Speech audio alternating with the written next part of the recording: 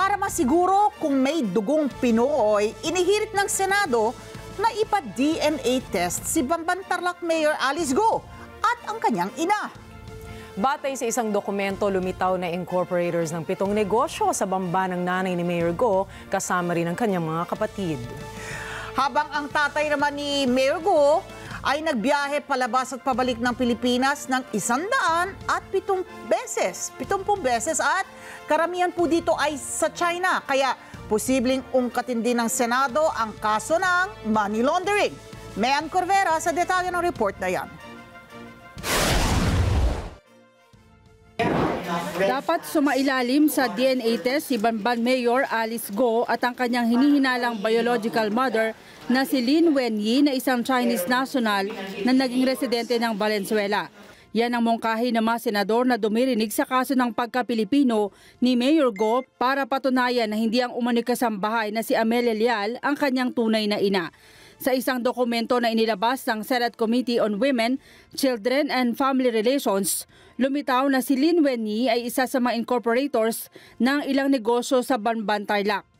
Sa naturang mga dokumento mula sa Securities and Exchange Commission at Bureau of Internal Revenue, 7 negosyo ang nagsasabing si Lin Wenyi ay co-incorporator ni Mayor Alice Go, kasama ang mga kapatid na sina Sheila Go at Simen Go.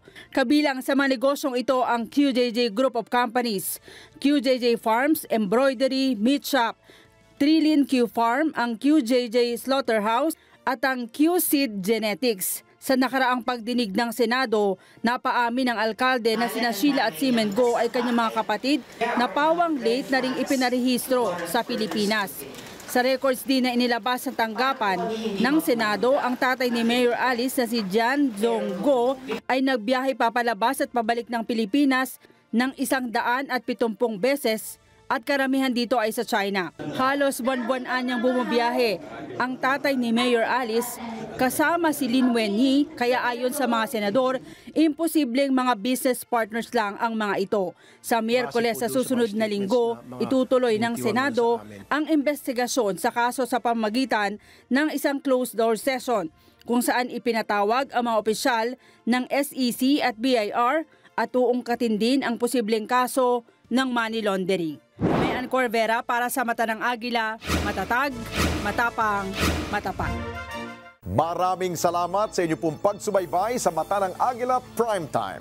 Para malaman ang matatag, matapang at matapat na mga balita, i-follow lamang at mag-subscribe sa @Net25 TV.